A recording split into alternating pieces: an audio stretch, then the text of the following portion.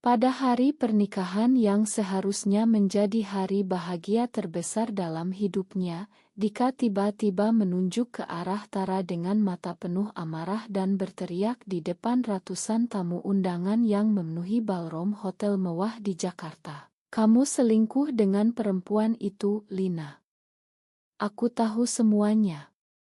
Lina berdiri membeku di panggung, gaun pengantin putihnya yang indah terasa seperti beban berat, jantungnya berdegup begitu kencang hingga rasanya ingin meledak.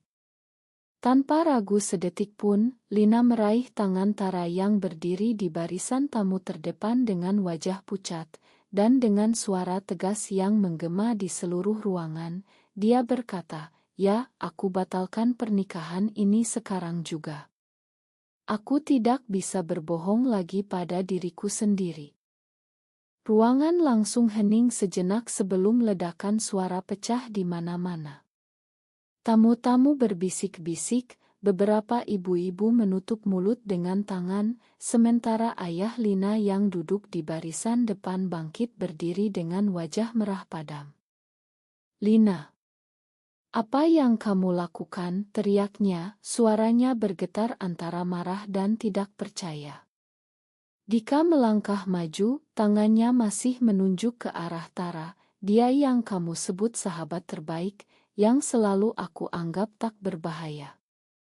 Sudah berbulan-bulan aku curiga, oto-oto kalian, pesan-pesan malam-malam, semuanya aku lihat."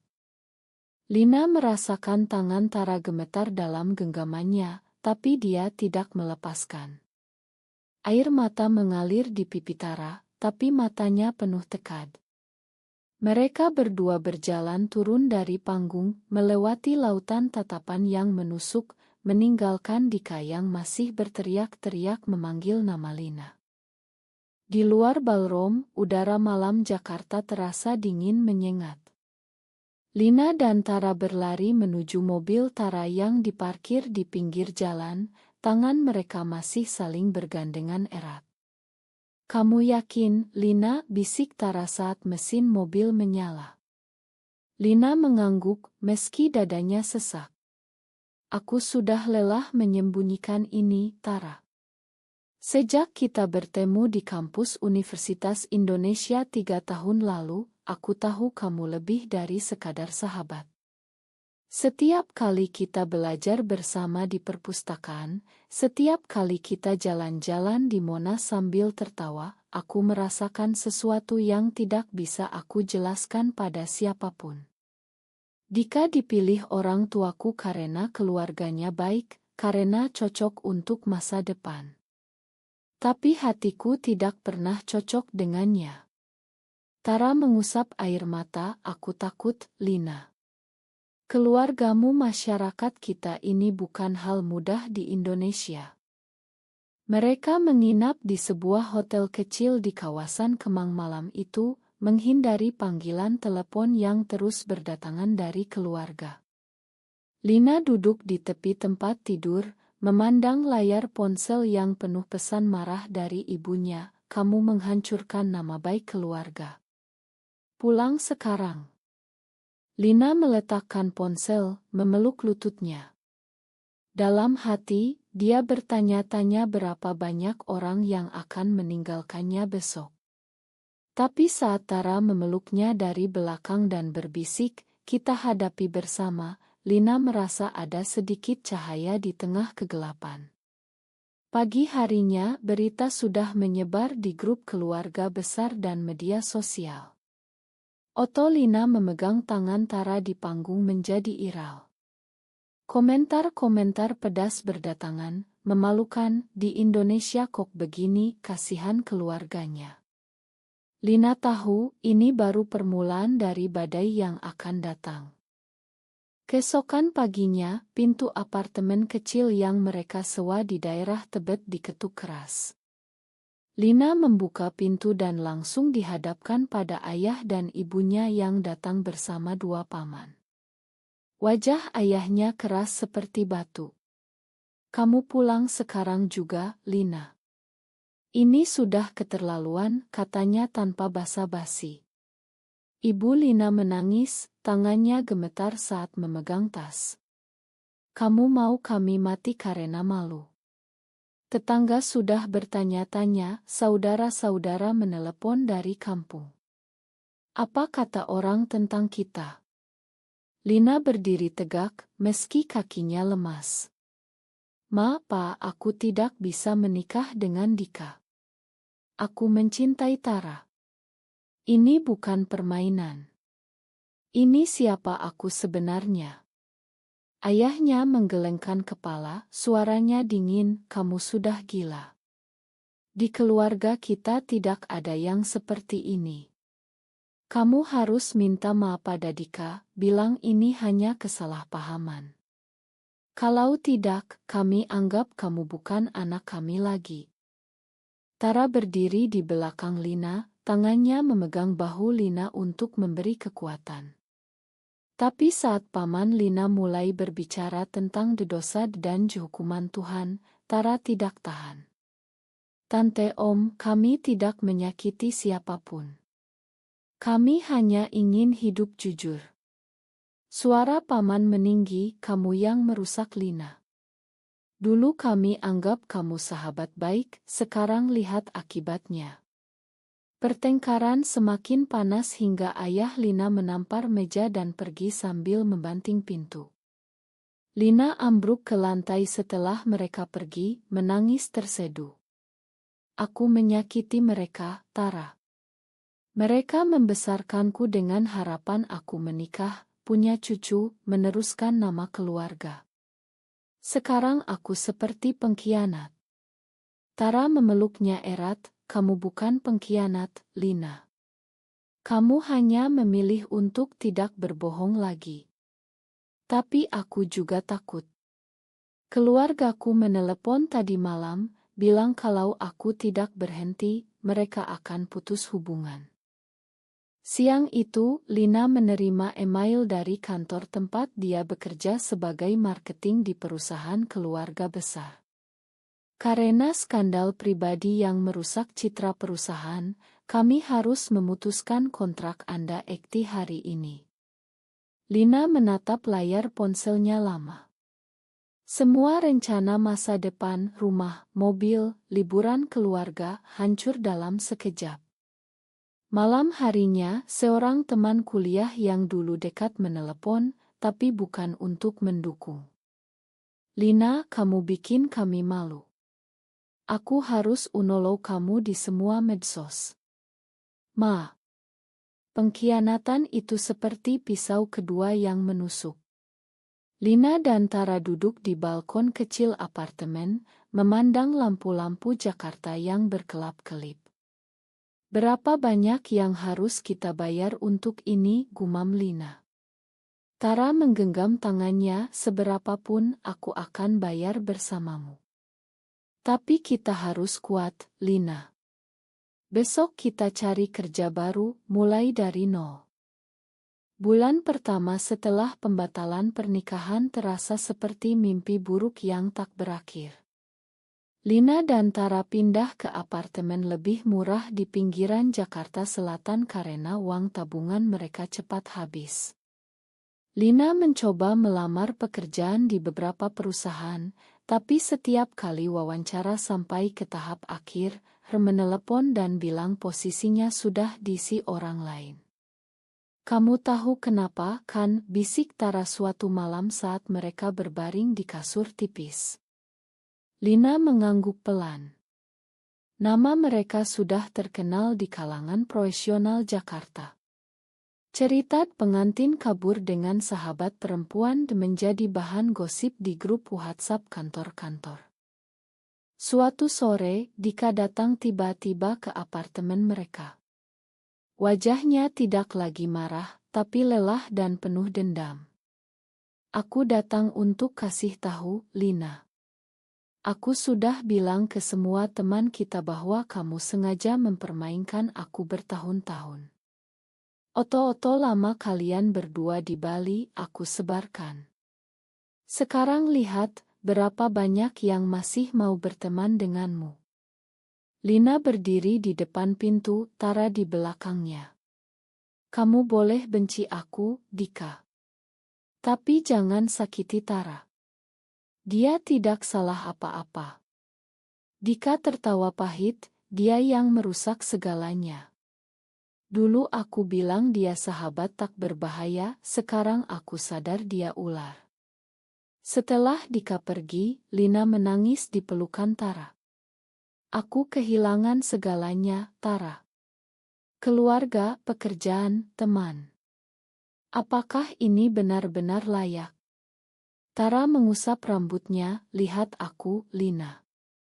Aku juga kehilangan. Orang tuaku bilang aku tidak boleh pulang ke rumah lagi. Tapi setiap kali aku lihat kamu, aku tahu kita tidak salah. Di tengah kesulitan itu, mereka mulai bekerja serabutan. Lina menjadi relance writer untuk blog kecil, Tara mengajar les priat bahasa Inggris secara online. Malam-malam mereka duduk bersama di meja kecil, saling bercerita tentang masa lalu. Lina mengingat betapa dulu dia berusaha keras menjadi anak perempuan baik, belajar rajin, ikut arisan keluarga, tersenyum saat orang tua memamerkan calon menantu. Tara mengingat bagaimana dia jatuh cinta pertama kali saat Lina meminjamkan jaketnya saat hujan di kampus. Aku takut mengakui, tapi cinta ini nyata, kata Tara. Perlahan, di tengah badai, cinta mereka semakin dalam. Tapi harga yang dibayar semakin terasa. Lina mulai sering terbangun malam-malam, bertanya-tanya apakah dia egois karena memilih kebahagiaan sendiri di atas harapan keluarga. 6 bulan berlalu, dan tekanan tidak kunjung reda. Lina menerima pesan dari adiknya yang masih kuliah, "Kak, Mama sakit karena stres. Dokter bilang tekanan darah tinggi." Dia bilang kalau Kak Lina pulang dan minta maaf, mungkin semuanya bisa diperbaiki. Lina membaca pesan itu berulang kali di kamar mandi, air mata jatuh ke lantai.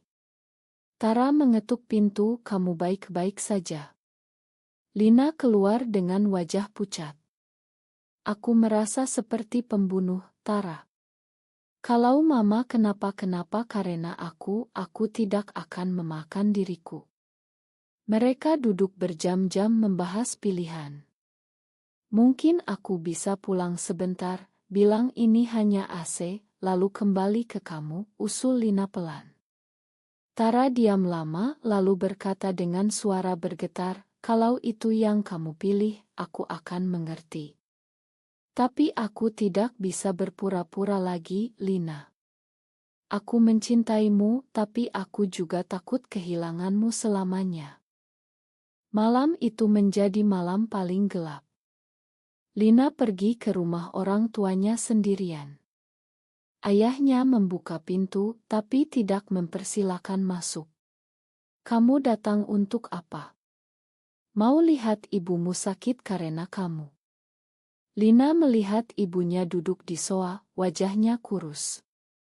"Ma, aku minta Ma sudah menyakiti Mama. Tapi aku tidak bisa hidup berbohong." Ibunya menangis, "Kamu bisa, Nak. Banyak orang yang menikah lalu belajar mencintai suaminya. Kami hanya ingin kamu bahagia seperti saudara-saudaramu." Lina merasa hatinya robek. Di perjalanan pulang, dia menelepon Tara, "Aku hampir menyerah tadi. Tapi saat Mama bilang aku harus belajar mencintai Dika, aku sadar aku tidak bisa. Aku sudah belajar mencintai kamu, Tara. Dan itu yang benar." Keesokan harinya, sebuah konfrontasi besar terjadi. Saudara laki-laki Tara datang ke apartemen mereka bersama 2 orang temannya. "Kamu sudah bikin nama keluarga kami tercemar di kampung," katanya pada Tara sambil menunjuk Lina. "Pulang sekarang atau jangan pernah harap warisan dari Bapak." Tara berdiri di depan Lina, melindunginya. "Aku pilih Lina, Mas. Kalau itu berarti aku kehilangan kalian, aku terima. Saudaranya pergi sambil mengumpat. Setelah itu, Lina dan Tara saling memeluk lama. Kita kehilangan segalanya, tapi kita masih punya satu sama lain, bisik Lina. Di saat itulah Lina mulai menyadari bahwa setiap pilihan memiliki harga, tapi meninggalkan dirinya sendiri adalah harga termahal. Tahun pertama berlalu seperti ujian berkepanjangan. Lina dan Tara pindah ke Bandung mencari udara baru, menyewa rumah kecil di daerah Dago. Lina mulai menulis buku tentang perjalanannya secara anonim di blog, dan perlahan pembaca datang. Tara mendapat pekerjaan tetap sebagai guru di sebuah kursus bahasa. Tapi bayang-bayang masa lalu tidak hilang. Suatu hari, Dika muncul lagi di depan rumah mereka. Kali ini dia tidak marah, tapi memohon. Lina, aku masih mencintaimu. Kalau kamu mau kembali, aku akan lupakan semuanya. Keluargamu juga merindukanmu. Lina melihat mata Dika yang dulu dia anggap baik, tapi sekarang dia tahu hatinya tidak pernah milik Dika. Aku minta maaf, Dika.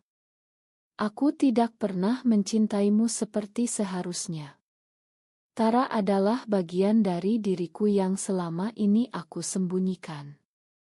Dika pergi dengan bahu terkulai, dan Lina merasa sakit tapi lega. Puncaknya datang saat Lebaran tahun itu. Lina menerima undangan dari ibunya, pulanglah, nak. Kami ingin bicara baik-baik. Lina dan Tara berdebat berhari-hari. Akhirnya mereka pergi bersama ke rumah orang tua Lina di Depok. Suasana tegang sejak awal. Ayah Lina langsung bicara, kami sudah bicara dengan tokoh agama. Mereka bilang ini bisa disembuhkan. Kami siap bayar pengobatan apapun. Lina menggeleng, Pak, ini bukan penyakit. Ini siapa aku? Ibu Lina menangis, kamu mau kami mati malu di kampung. Saudara-saudara sudah tidak mau berkumpul lagi. Tara berdiri di samping Lina, tangannya dingin. Saat ayah Lina mengancam akan memutus semua hubungan dan tidak memberi warisan, Lina merasa dunia berputar. Tapi di saat yang sama, dia merasakan kekuatan baru. Kalau itu harga untuk hidup jujur, aku terima, Pak. Aku mencintai Tara. Dan aku mencintai kalian. Tapi aku tidak bisa memilih antara kalian dan diriku sendiri. Pertengkaran berakhir dengan pintu dibanting. Di perjalanan pulang ke Bandung, Lina menangis di bahu Tara. Aku kehilangan keluargaku, Tara. Tara mencium keningnya, kamu tidak kehilangan dirimu sendiri. Itu yang paling penting. 2 tahun kemudian, Lina dan Tara sudah membangun kehidupan baru di Bandung. Lina menerbitkan buku pertamanya dengan nama samaran, dan buku itu mendapat perhatian kecil dari komunitas yang mengerti. Tara menjadi guru aurit di sekolah swasta. Mereka punya rumah kecil dengan taman belakang, tempat mereka duduk sore hari sambil memandang gunung. Luka lama masih ada, Lina masih sesekali menerima pesan dari adiknya yang bilang mama masih sering menangis, Tara masih tidak diundang acara keluarga. Tapi setiap pagi saat bangun dan melihat Tara tersenyum, Lina tahu dia sudah membayar harga yang pantas. Suatu malam saat mereka duduk di teras, Lina memegang tangan Tara erat. Aku pernah bertanya-tanya apakah aku egois. Sekarang aku tahu menyembunyikan diri seumur hidup jauh lebih egois terhadap diriku sendiri. Tara tersenyum, dan aku bangga padamu, Lina. Kita sudah melalui badai terbesar. Mereka memandang langit Bandung yang cerah, tangan saling bergandengan seperti hari pertama di panggung pernikahan itu. Apakah Lina benar membatalkan pernikahan dan memilih cinta sesama jenisnya meski harus kehilangan keluarga dan masa depan yang sudah direncanakan? Atau dia salah karena menyakiti orang-orang yang mencintainya dan melawan norma masyarakat Indonesia?